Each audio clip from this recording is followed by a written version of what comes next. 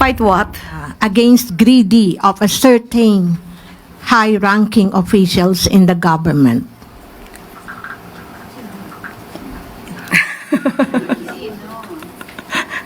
Sinong particular? Well, yan lang ma'am ang sinabi niya kasi parang hindi pinupunto niya ma'am na may mga certain greedy officials sa government. Okay, siguro unahin po muna natin sa OVP. Yun Yun lang. lang po. Okay. Magandang araw po sa inyo mga banateras. Ako po si Banat Girl. Ito po mga banateras, panoorin natin ito at sabay-sabay po tayong mag-react sa comment section. Alright, panoorin na po natin ito mga banateras. Mag-comment po kayo sa comment section at huwag po ninyong kalimutan mag-subscribe, i-like at i-share ang ating video. I am not Filipino for nothing. Mahalin po natin ang Pilipinas. Ito na po. It's so big! Ay! Ay! Sa bagay, ang bembang kasi ano talaga yan eh, pangkalahatan yan. Pag walang bembang ang isang tao, hindi siya normal na tao. It's so big. Ano kaya yung pinasok? Tubo ba yun? A. Tubo. B. Balde. C. Bote. Or D. Drum.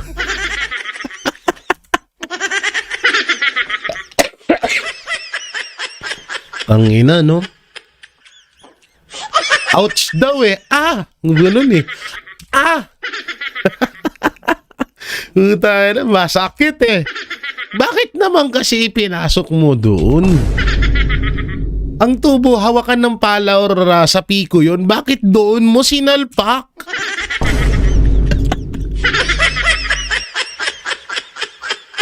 Hindi ako magtataka balang araw. Etong mag-asawang to, nasa site na rin to. Malakas kita dun eh. 'Di ba? Malakas kita dun eh. Oh, pero in fairness Ma'am Shitters, maraming Black American na patay sa mga ganyang kutis, punyeta katulad mo. Ang tindi, no? Ouch! So big! Ano yun? May nakita ko dun, water and ano. Okay, yun na nga, no? At ito na nga, inilabas na nga ni Saldico ang pinakahihintay ng lahat na video mapatungkol. Dalawang video to sa pagtira. Ano kaya klaseng tira to? At yung paghati-hati ng pira. Malupit Tira, bars. Tira, pera na, aba. So, siyempre, bago tayo mapunta doon sa mismong main topic natin, may mga ipapasilip ako sa inyong kagaya nito. Ayan. Sabi niya, hindi natitinag si Pangulong Marcos Jr. sa panawagan na magbitiw. Sabi ni PCSO Secretary Dave Gomez, aba, matibay ang muka. Hindi, yung mga ganyan makapal na talaga mukha ni Marcos, hindi na bago sa amin yan. Kaya ang nasa isip na lang namin na hindi naman namin pinapanalangin at gusto rin naming masalba siya sa mga madidilim na kalansahan niyang nakaraan sa karagatan. Eto nga, sabi ni Attorney Rowena Guanzon, overdose na lang ang pag-asa. Ang tindi rin ito ni Ma'am Rowena Guanzon, no? Oo, ang tindi niya rin talaga. Pero alam niyo, maraming takot dyan, lalong-lalo na si Auntie Claire. Takot na takot siyang ka-battle or ka-debate. Etong si Rowena Guanzon. Hindi papalag dito si Auntie Claire. At kung pumalagman si Auntie Claire ng debate dito kay Attorney Rowena Guanzon, putang ina, susuka siya ng udo. Alam niyo yung udo? I-research nyo sa Google. Salitang Bicol po yan, ha? Oo, udo. Susuka ng udo etong si Auntie Claire. Masarap ulam yan, no? Masarap yung ulam yung udo, ha? Yun na lang talaga dyan, eh. Wala na tayong magagawa dyan, eh. Una-una, sabi nga ng iba, kapag, ay! Ito na naman yung ubo ko, eh. Kapag, yun nga yung ganito na mga nagpupulburon, wala na daw talagang ano yan. Wala na daw talagang matatawag na parang hindi siya natitinag or hindi siya nahihiya. Basta lahat perfecto para sa kanya. Sila parang matatawag mo na perfectionists. Para sa kanila normal lang yan. Para sa kanila wala lang yan. Yung mga panawagan ng taong bayan, lalo't napakababa ng tingin nila sa atin. Wala silang pakialam. Kaya nga tingnan mo kung pag nakawan tayo, wala silang pakialam kasi ganun talaga ang realidad na tingin sa atin ng Administrasyong Marcos. Kaya ang natatanging pag-asa na lang ay overdose. Overdose. Yan na lang talaga. Bukas sa makalawa, baka bigla tayong ng balita na breaking news. Tutut. Paktay na. Tutut ha, tutut. Ayun yung ayun yung pilit na iniiwasan. Pilit na iniiwasan na mangyari ng kanyang ate na si Amy Marcos. Kaya nga hindi na nakapagtiis si Amy Marcos, baka yung pamamaraan ng pagsasalita niya nung rally ng INC, baka doon, baka mapukaw ang damdamin or ang kaisipan nitong ng kanyang kapatid na si Marcos Jr. Kaso ang masama, imbis na magising ang ikaisipan, nagising ang kabaliwan. Ano nga bang kabaliwan yun? Sabi niya, hindi daw yun ang kanyang kapatid. Yung napapanood niya sa TV, kundi si Sadako.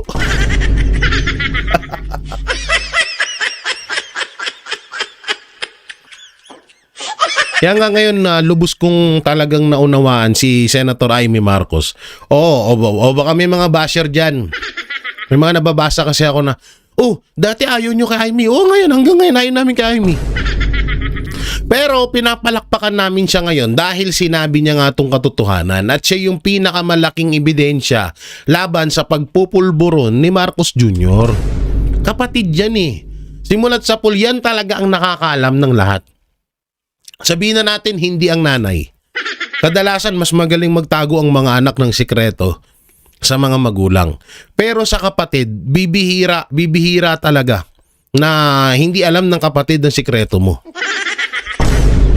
Yun yung totoo ho dyan.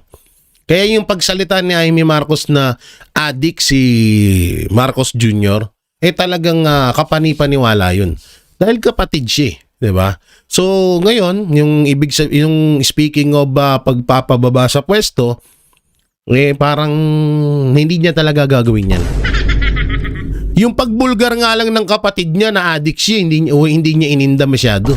Yung sabi niya lang, nagbaliw-baliwal lang siya sa interview, sabi niya,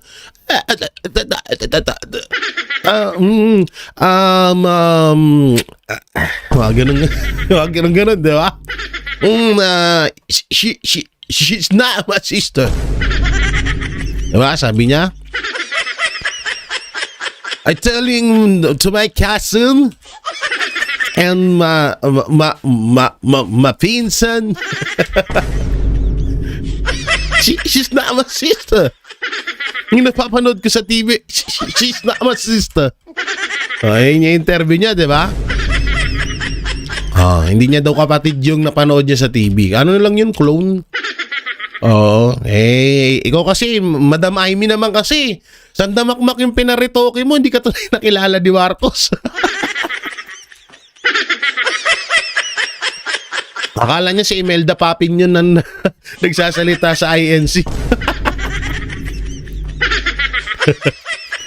Ay nako, yun na lang talaga. Tama si Atty. Rowena Guanzon. Ito na lang talaga ang tanging pag-asa. Overdose. Dito naman tayo sa kabila. Eto na. Siyempre, Attorney Rowena Guanzon. Attorney, baka naman pwede namin kayo may interview sa Vox Populi, ha? Kami sa pagbigyan mo rin kami. Ay, gusto ko itong makita at makasama itong si Attorney Rowena Guanzon. At ika ni Ma'am Cathy Binag at marami din nagsasabi na napakabait itong taong to. Maalaga. Yung parang aangas-angas niya or parang iba yung datingan niya sa video, yun daw ay yun ay hindi naman totaling kabaliktaran. Yun ay lumalabas kapag ikaw ay kurap. Pero kapag ikaw naman ay matino, sobrang lambing daw nitong tao na to. Eto pa, sapat na siguro ang 500 pesos pang Noche Buena kung pang shabu... Kung pang pulburon. Kung pang pulburon lang. Bale kapag nakabatak ka, dilat ka, till New Year. Gago ka, Attorney Rowena Guanzon. Ang lakas mo sa globe. Yung nga naman. Hindi, sa totoo lang, yung na yan, yung 500 na yan, ito, hindi naman ako nagaganyan, pero may mga tropa ako na mga dati pero nagsibaguhan na. Yung 500 na yan, kapag halimbawa, New Year nga naman, kesa ipangbili mo ng Noche Buena, ipangtira mo na lang, dilat kayo lahat nun. Oo, dilat kayo lahat. Kasi may napanood akong video na kasi yung parang nag-survey sila sa palengke. Yung babae, nakalimutan ko yung pangalan nun. Comment nyo na lang dyan. Tinitingnan niya yung spaghetti, yung nakapak na kasama na yung sauce. Sabi nung reporter, paano po yung giniling na panghalo dyan or hotdog? Sabi niya, hindi na, okay na yun. Sibuyas bawang pwede na. Ay ko, lakas mo, te. Iba din tama mo, te. Putang ina. Naging na kayo, nagkahawa-hawa na kayo ng utak dyan, no? So, sa gobyerno, hawa-hawa yung mga sangay ng gobyerno, pansinin nyo ha, iba-iba na yung mga side effect, iba-iba na yung mga pinagsasabi nila. Katulad na lang ito, pwede naman daw, katulad niya si Auntie Claire, pwede naman daw bihon, yung chop suey daw, yun na lang daw yung bilhin, tapos gagamitin na daw yun, okay na daw yun. Butangin na, lahat sila, pare-parehas na ng mindset. Ano yan, pare-parehas na rin ba kayong tumitira? Tanong lang naman. Tayo yung nagtatanong lamang, wala namang masama magtanong. Kasi nagtataka na rin kasi kami na parang iba na yung kinikilos nyo. Dito na nga lang, ang taas-taas ng bilihin, tapos pagkakasyahin namin ng 500 pesos pang Noche Buena. Samantalang trilyon yung ninanakaw ng mga pamilyang Marcos. Aba, hindi po pwede yan. Tanginang yan. Kagaguhan yan. Trilyon ang nawawalang pera sa pera ng bayan. Tapos magtitiisin nyo kami ng 500 per Noche Buena namin. Ulul.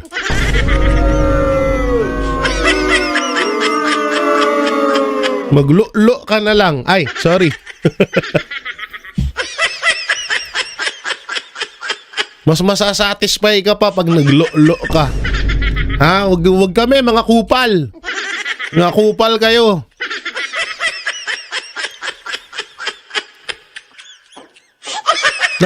Titipirin nyo kami sa 500 pesos. Kaya tama tong sinabi ni Attorney Rowena Guanzon, ipangbatak nyo na lang. Ayaw nyo na lang, alam nyo, Administrasyong Marcos, ayaw nyo na lang sabihin na, eto 500, gamitin nyo to sa Noche Buena, ipangbatak nyo. Dapat dinaretso nyo na lang kami, mas maiintindihan pa siguro namin. No? Mas maiintindihan pa siguro natin yung ganun. Eto 500, bumatak kayo. Magpulburon kayo, kasya na yan. Enjoy nyo pa ang life. Iba't ibang emosyon pa mararamdaman nyo. Pati baka pati si Wonder Woman makasama nyo sa langit. Pati si Superman baka kasama nyo lumipad. Anik dun teting no? Ang lapit nitong mga mindset nila. Triple talaga. Worst and worst and worst ever talaga. Yan talaga yan. Ang tindi. Worse and worse and worse and worse. Ever president ever in history of the Philippines, in the world. Lahat na in the world na. Pinaka-tanyag ng presidente, pinaka-kilalang presidente na walang winta.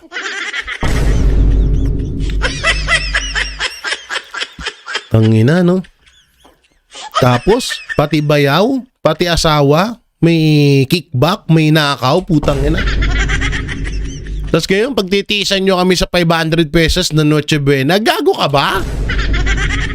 Kupal! Maglo-lo ka na lang, satisfy pa. Sorry po. Hindi, itlog ba? Itlog! Bakit? Pag nagpiprito ka ng itlog, hindi mo ba nilo-lo? Yung Bisaya kasi yung lo. Yung bate, ganon. Tagalog naman yung bate, sa Bisaya, lo-lo. Diba yung itlog, pag binuksan mo, haluin mo yan, para scramble egg, yun. Oo, ha. So tayo na Norman Mangusing to, nagagaya ko na, hayop. Ganun yun. Yun yung i-explain nyo sa mga anak nyong nakakarinig ng video to, yung lo-lo, hindi yung bastos.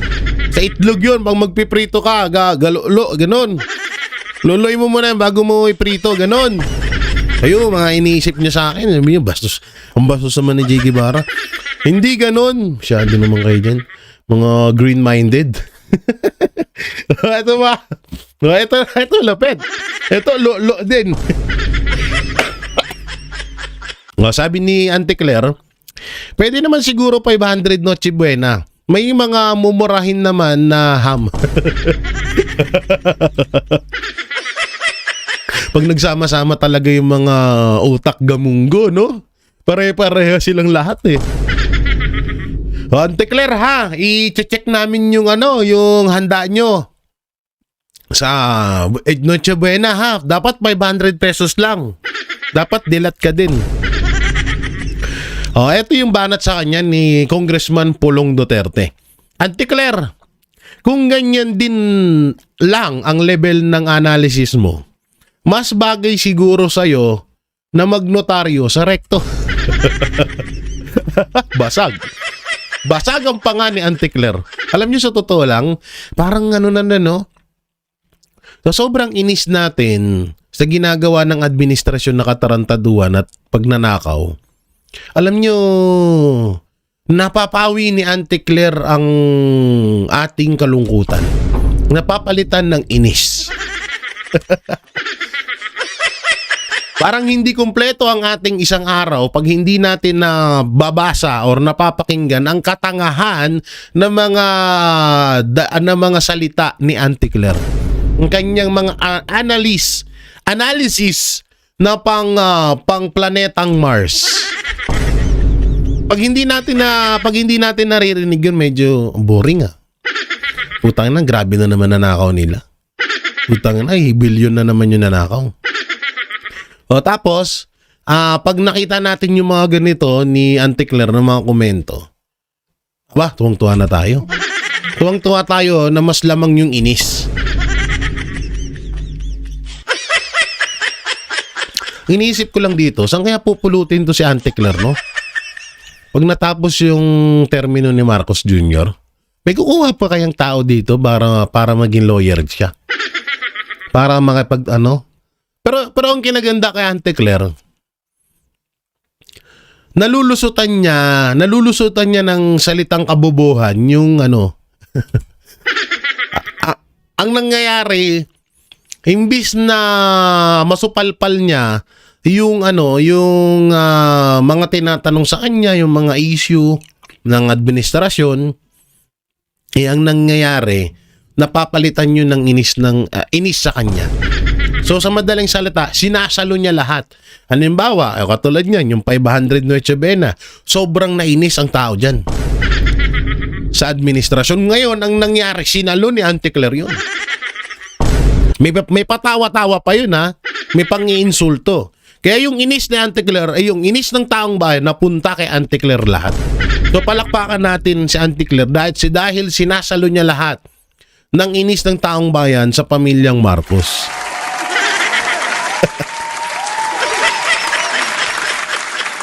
O ito, kasya magletsyon sa taong bayan kung sapat ba ang 500 para sa Noche Buena. Ano yun na? Kasya okay, pumunta muna siya ng rekto para magpanotaryo bago siya mag-lecture sa taong bayan kung kasya ang 500 pesos sa Noche Buena. Alam nyo, hanggang ngayon din, marami ding mga lawyer na nagtataka na paano nakapasa ng bar exam si Auntie Claire. Di sa totoo lang, hindi rin nila alam.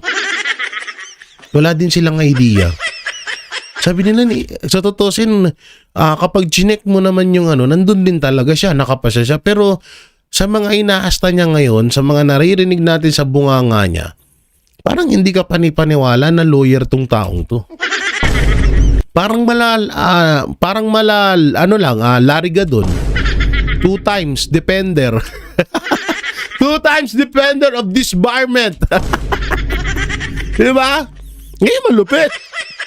O ano ba na malabas sa bunganga ni Lariga doon? Diba? Puro mura. Mas matindi yun. Eto naman, puro katangahan. Kay Lariga doon, may mura na may kasamang katangahan. Eto, puro katangahan. Pero okay lang yan. Ganun talaga. Nangyayari talaga yan na yung isang pinuno ay may mga tanga-tangang alalay. At kayo yun ni Lariga doon. Soon to be, Auntie Claire, aabangan ho namin ang disbarment mo. Utang na. Yung disbarment yung inabangan no? Yan tuloy, nabasag ka ni Kong Pulong. O dito naman tayo. Ito, malupit. Akalain nating lahat, si Martin Romualdez ang pinakakawatan, si Charis pala. Utay na si Charis. Charis! Pyramid, not it's all we got. Utang na, ang dami ding talent ni Charis no? Singer na, tapos babae to lalaki, tapos lalaki to congressman. Tapos to congressman to person. Ang galing no?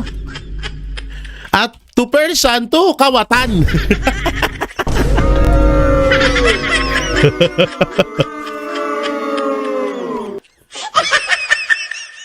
Hindi, baka Attorney Guanzon, baka nangyayari kasi dyan, may paligsahan sila. Ang paligsahan, paramihan na mananakaw sa kaban ng bayan. Baka ganun yung kanilang tournament. Sabi ni Marcos, ito. Magnanakaw kami ngayon ni Pinsan Romualdez. So kailangan tapatan nyo yun. Ay putang ina, ayan na si Ma'am Sitars nang gigil. Si Sandro tahimik lang. Parang si Mark tahimik lang. Diba? Si Sandro nasa gilid lang. Patatahimik-tahimik. Nakauna si Ma'am Sitars. Tungkol dun sa sibuyas. Kasama si Tito. Tito Bayaw ni Marcos Jr. na si Araneta din. Pangalan nun, Romeo Araneta. Nung nakita nung magpinsan ni Marcos at Romualdez, ayun na. Binembang na yung 56 billion. Hati sila, hati. Nung nabembang yung 56 billion, nakakuha ng idea si Charis Pempenco. Si Charis Marcos. Ay. No, nakita ni Charis yung nakuha ng kanyang ama at saka kanyang tito. Sabi niya, puta na, panalo ako. Eto, 51 billion, solo ko lang. Diba? Lupit nun, tol. Lupit mo, tol. Bata ka pa, bilyonaryo ka na, putang ina. Sana all. Hindi natin nakalain, no? Na kung sino pa yung pinakabata, siya pala ang pinaka-mastermind. Lupit. Butang na solo mo lang. Doon nga sa nakaw ng nanay mo, nang lula na kami. Doon sa nakaw ng tatay mo at tsuhin mo, nang lula na kami. Puta na, hinigitan mo pa. Ang lupit, solo plate, 51 billion. Tong ina, oy, shoutout sa mga kababaihan sa Pilipinas. Pag si Sandro Marcos ang napangasawa nyo, puta nga na, hindi na kayo maghihirap habang buhay.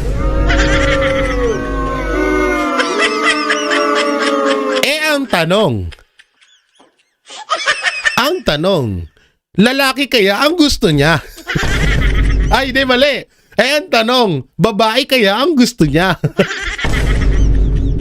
Pyramid, the sun is all we got. Ay, naku po, Charis. Ewan ko na lang sa'yo. Kawawa. Hindi, alam nyo, nakakaawa to si Sandro. Ang aga niyang nabulok.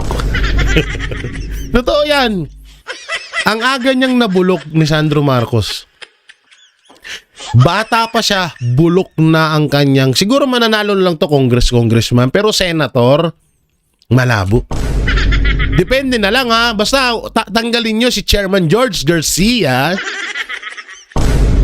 Pero kapag maayos na ulit yung sistema ng COMELEC at na talagang mapupunta na tayo sa kung sino yung binoto natin, yun ang mananalo, wala nang pag-asa to, bulok na pangalan nito.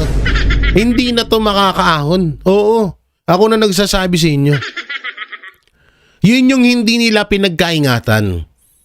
Yun yung hindi nila iningatan. Kasi nga, nasa isip nila, perpekto silang lahat eh. Ang nasa isip nila, panghabang buhay sila. Habang buhay nilang hawakan ng gobyerno. Hindi nila alam na unti-unti na silang nalalagas.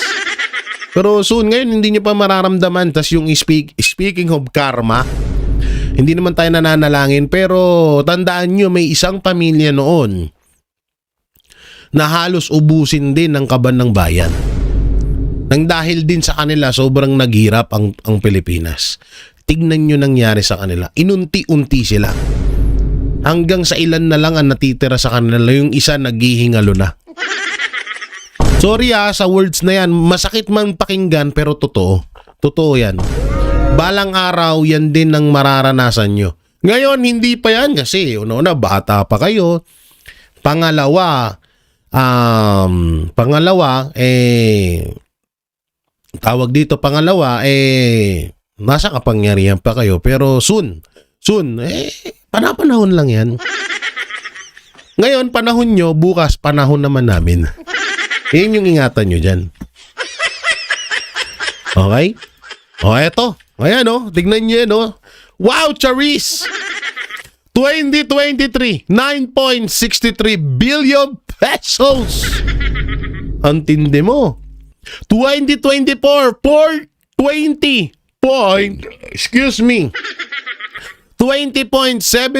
billion pesos! 2025, 21.127 billion pesos.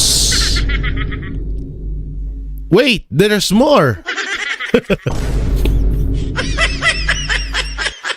Kamusta naman ng 2026 insertion ni Charis Marcos? Yan ang katanungan dyan. Alalahanin nyo nabubulag tayo sa issue ng flood control. Ilang beses na naming sinabi, sige mag-focus din tayo sa flood control, mag-focus tayo dyan. Pero wag nating kalimutan yung 2026 national budget na meron lamang 6 trillion. 6 trillion. Hindi milyon, hindi rin bilyon, kundi 6 trillion pesos na baka inuunti-unti na rin nila.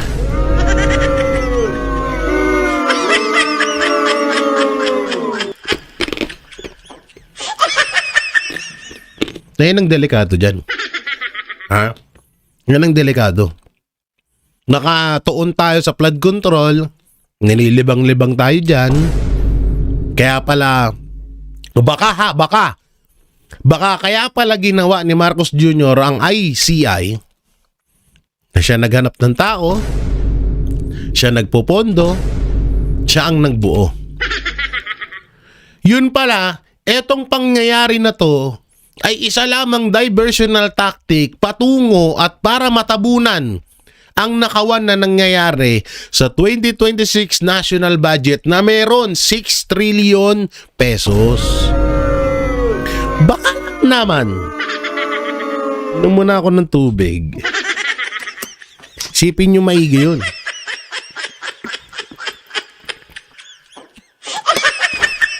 Yung tipong busy tayo sa 2025 national budget sa flood control scam.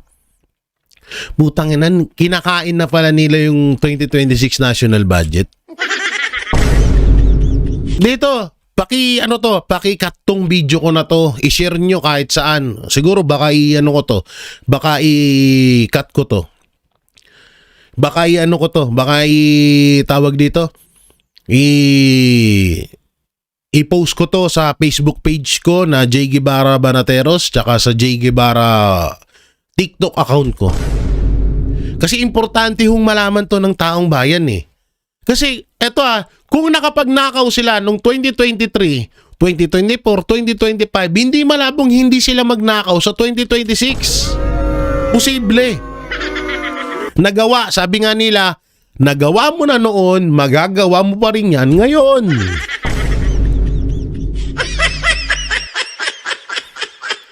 Yung mga magnanakaw na yan, wala yang kontento.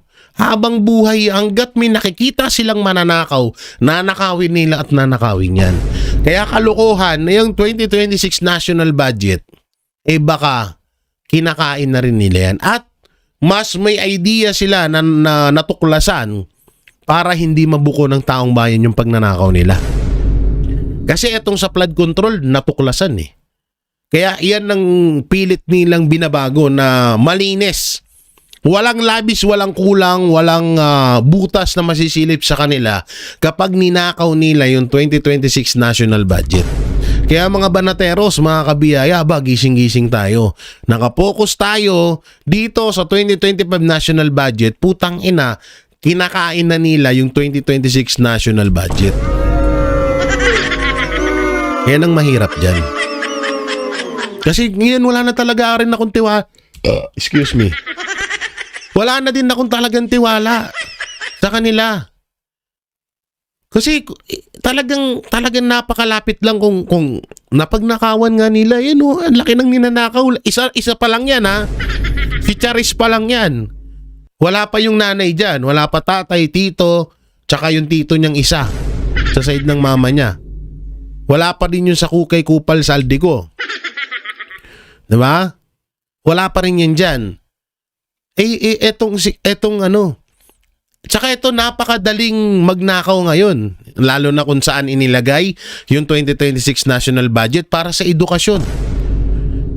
Unang-una, sino ba ang DepEd Secretary? Hindi naman din ako nagbibintang ng matindi kay Angara. Pero simula nung buti sana kung secretary pa ng DepEd ng Education, etong si BP Sara. Tama ba?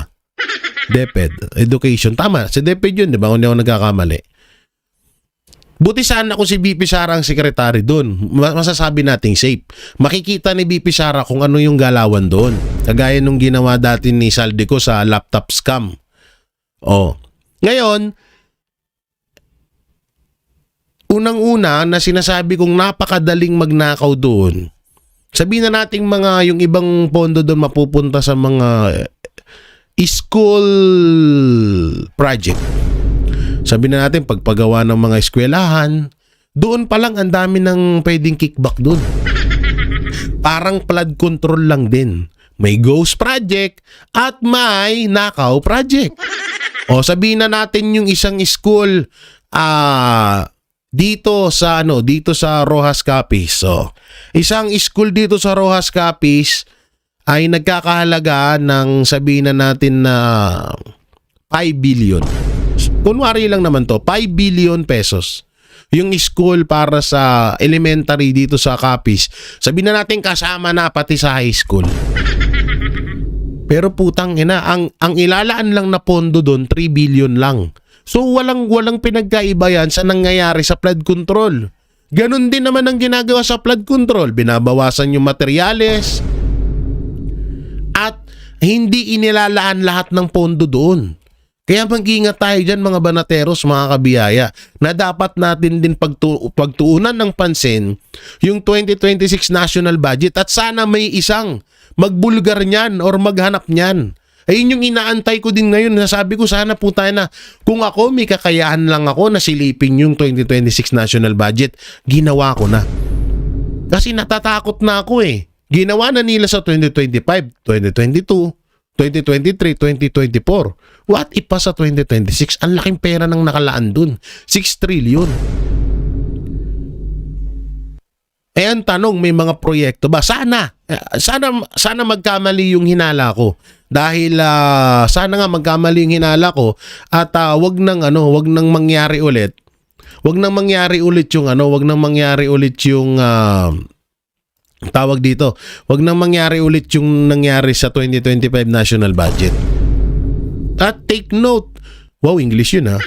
At take note ha, DPWH pa lang ang pinag-uusapan natin. Wala pa yung ibang sangay ng gobyerno. Nasa DPWH pa lang tayo. At palaki ng palaki ang utang ng Pilipinas. So doon isa sa katakataka na bakit na may nangyayaring ganito. Kung dito nga sa DPWH may nangyayaring nakawan, what if pa doon sa ibang sangay ng gobyerno?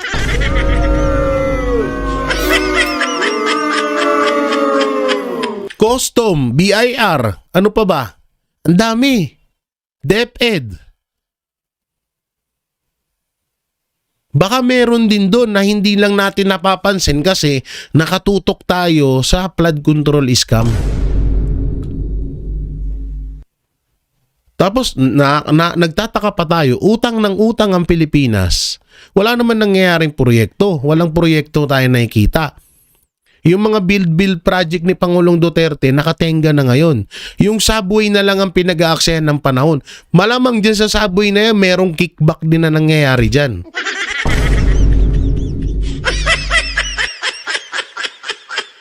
Kasi napakasimple lang nun eh. Sige, sabihin na natin, no? Natututukan ng administrasyong Marcos yung subway para lang may masabi sila na pagtapos ng termino ni Marcos may nagawa, ganito, ganyan. Or may project silang nagaginagawa. Yung 5 project, lahat ng pondo nun nasa kamay ni Marcos Jr. Yung pondo para sa subway, inilalaan talaga para sa subway. Pero yung 5 proyekto, kinukupit. Yan ang natutunugan ko ngayon eh. Kasi napakalaking achievement kasi nitong subway. Itong pinagmamalaki niya. Na yan na naman yung panibagong ipopront nila sa atin. Pero yung ibang mga proyekto, katulad na lang yan, yung ibang pondo, katulad na lang yan sa PhilHealth, hanggang ngayon hindi pa rin nababalik. Hanggang ngayon, tinanong namin si Ma'am Malutikia kung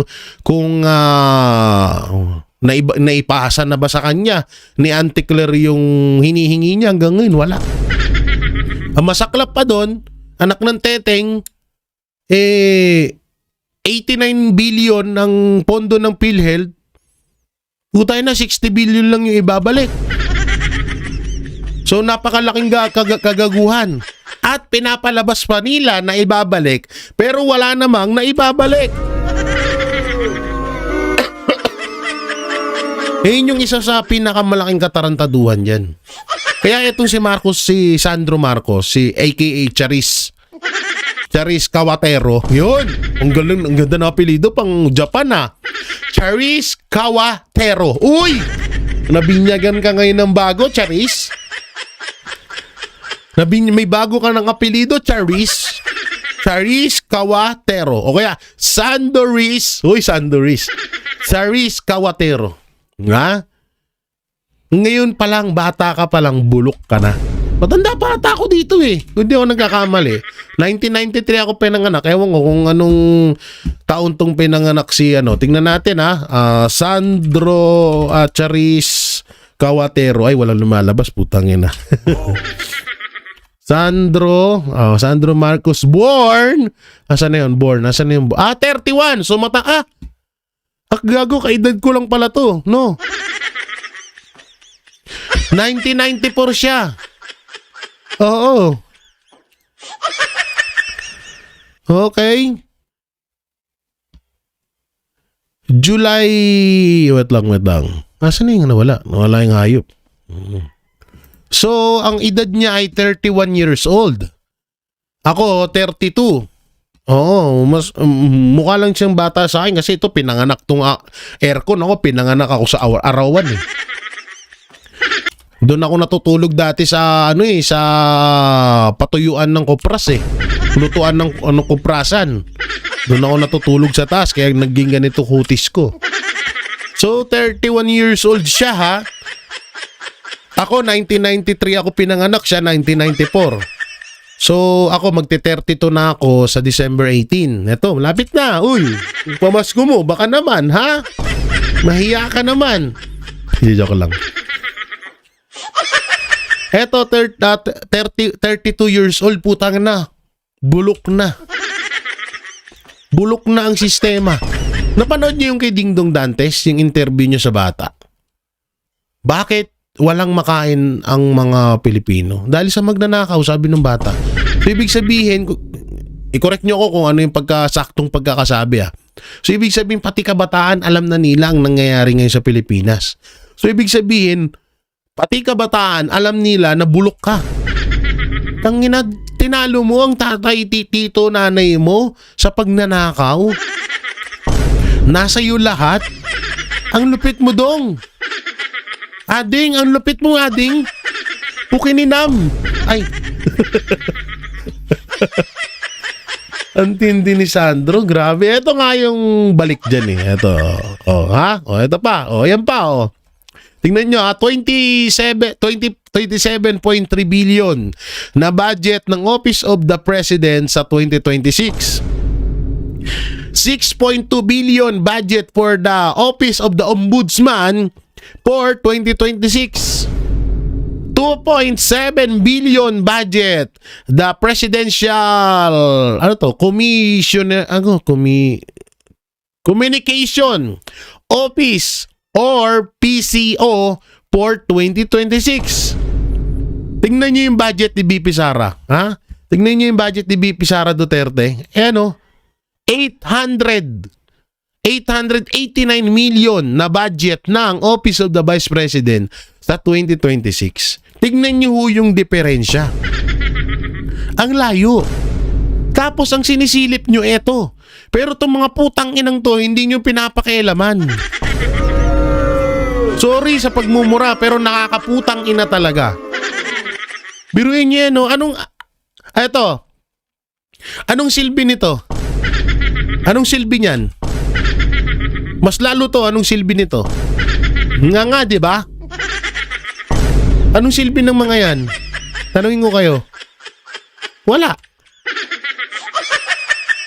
Tapos nakapokus kayo dito sa 889 million na budget ng Office of the Vice President.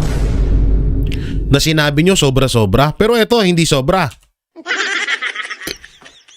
Ano ang paggagamitan ni Boying Remulla sa 6 billion? Sa 6.2 billion na budget niya in 2026, saan niya gagamitin yun? Bigyan nyo nga ako ng madiin at magandang katwiran. Sa mga loyalistang tanga na mga vlogger, bigyan nyo ako ng magandang katwiran dito sa 6.2 billion. At dito sa 2.7 billion ni Auntie Claire. Para saan yung mga budget na yan? Makakatulong ba sa tao yan? Matitikman ba ng taong bayan yan? Hindi. Hindi nila matitikman yan. O baka sabihin ni Remulla kasi gagamitin ko to pang sa mga investigasyon, sa mga ganito ganyan, yung mga private personnel na para mag-imbestiga sa sa ganito ganyan, sa mga Duterte. Sa mga Duterte lang. Etong 6.2 billion sa mga Duterte. Maniniwala ako doon, totoo yun. Nagagamitin yan para sa mga Duterte. Putang ina, eto pa. 27.3 billion na budget ng Office of the President. Asan ngayon yan? Saan gagamitin yan? Anong mapapala ng taong bayan dyan? Pag-explain nyo sa amin. Pag na-explain nyo yan at alam namin tama, okay, hindi na kami magre-reklamo. Tapos dito kayo, nagre-reklamo kayo. Kupal. Kupal. Grabe yan, no? Yan may mga budget ng mga yan. Samantalang ang Office of the President, Office of the Vice President, wala, hindi pa masyadong humahagupit yung bagyo. Andoon na sa lugar na yun. Sa lugar na kung saan naman madadaanan ng bagyo. Tumutulong na. Andun na yung mga tulong nila. Pero si Marcos, si Boying, asan yung mga budget nila? Saan nila ginagamit? Eto, malamang sa malamang, nagkukulong sa kwarto. Ow! It's so big! Ay! Eto pa. Eto na yung talagang ginagawa nila ngayon. Impeachment laban kay Vice President Sara Duterte. Laban kay VP Sara Duterte muling hinain ng Makabayan Block. December 1, 2025. So kahapon. Kahapon nila ipinail. Etong impeachment laban kay Vice President Sara Duterte. At in fairness, nandyan pa rin si convicted child abuser Castro na hindi makulong-kulong. Bakit kaya? Yun yung katanungan, ba't hindi kayo makulong-kulong? Ba't hindi ka nakukulong? Bakit hinahayaan ka ni Marcos Jr. na pagala-gala? Convicted kang putang ina ka. Ay, ang gigil.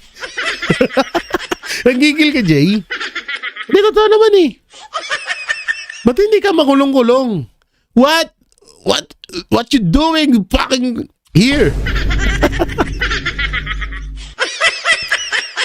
Tanginang to. Hanggang ngayon buhay ka pa?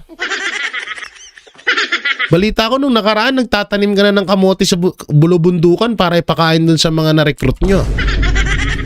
Tapos nakalasap ka na naman ng aircon. Tapos nalamigan yung utak mo, nakaisip na naman kayo ng impeachment.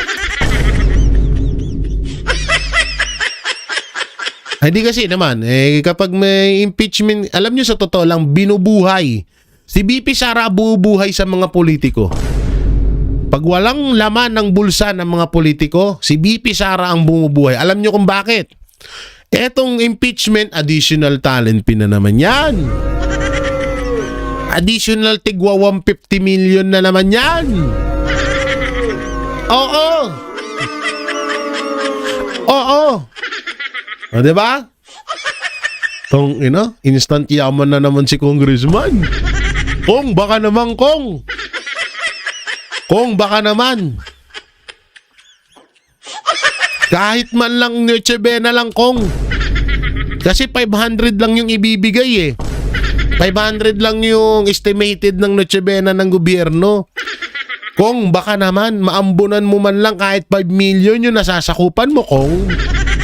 Kong, 5 million pang Noche Buena, Kong. Sa mga nasasakupan mo, hindi na yun masama. Gasino yung maglagay ka ng isang hamon, isang sabihin na natin na isang hamon, isang ham, isang package, isang terno ng spaghetti, samahan mo na rin ng ginining sibuyang bawang, tsaka mantika. Hindi na masama yung, Kong. May panibago na naman kayo, Kong. Tigwa 150 na naman, Kong. Baka naman, Kong. Kong, baka naman. Tingnan mo yung mga nasasakupan mo. Dapat yung pera na yan sa kanila yan, Kong. Magdi-December. Maraming mga walang trabaho ngayon, Kong. Ha? Dahil yung iba, paano makakapasok hindi nakakatulog sa gabi. Nagpupulburon. Kong. Galaw-galaw kong. Baka nga mas mataas pa to kung baka nga nila to. Siyempre, magdi-December, kailangan nyo rin ng bonus. Kong, may 13 month din ba sa inyo, Kong? Baka dinagdagan ng 50 additional 50 million, Kong, yung ibibigay sa inyo. Para lang pumirma kayo sa impeachment ni BP Sara, Kong. Aba, Kong. Kapag gano'n na may dagdag 50 million sa kada pirma nyo sa impeachment, kasi nung nakaraan, di ba, 150 million per pirma. Para lang pumirma kayo sa impeachment ni BP Sara, o baka ngayon dinagdagan kong ng 50 million. So, total of 200 million na kong ibibigay sa inyo bawat pirma nyo, bawat isa sa inyo. Kahit man lang sana 10 million lang, Kong. Hindi nakabawasan yun, Kong, para lang pang Noche Buena ng mga nasasakupan mo. Baka naman, Kong. Kong, ha? Baka naman. Baka nga na lang naman dyan, Kong. Pangonsuelo ba? Pangonsuelo baga? Ang laki-laki ng kinikita nyo sa kada impeachment, Yudi puta. Pasakyong paksya, wag pag-insultohon. Puta na buhay na naman ang mga politiko nito. May impeachment na naman. Kumpirmado mula sa Akbayan, sa Bayan, kay Bayan. Chairperson Teddy Casino. Teddy Casino po tayo na yung nag-impeach kay Sara. 2 convicted. Ang galing. Teddy Casino kasamahan ni Franz Castro to sa pagkikidnap sa mga bata, di ba? Ang lupit, no? Sana all. Teddy Casino sa nakatakda na namang magsampa ng panibagong impeachment complaint ang Makabayan Block laban kay Vice President Sara Duterte pagdating ng Pebrero 2026. So ilang buwan na lang, Kong. Ilang buwan na, Kong. Malalasap mo na ulit ang milyones sa iyong mga kamay. Kong, baka naman, Kong. 10 million lang, Kong, para sa mga hindi ka nalugi doon. I-advance mo na. Sure bull yan, meron ka. Tutangin na no? Ay, naku. Ito malupit, Sabi ni Congressman Pulong Duterte, hindi kami tanga. So, ganito na pala ngayon. Magnanakaw ng bilyon, tapos ibabalik ang milyones. Pag nahuli, pero huwag sabihin magkano talaga at sino ang boss mo. Hindi kami tanga, hindi ka makaipon ng 100 million nang ikaw lang may padrino, may protector, may financer, alam ng taong bayan niya. Galing nga ngayon Putangina, trilyon ang nawawala, bilyon ang nawawala sa kaban ng bayan. Tapos, putangina, ang ibabalik sa atin, 100 million lang. May masabi lang na ibabalik, may masabi lang na may nangyayari na sa investigation ni Marcos Jr. laban sa korupsyon. Putangina mismong mga anak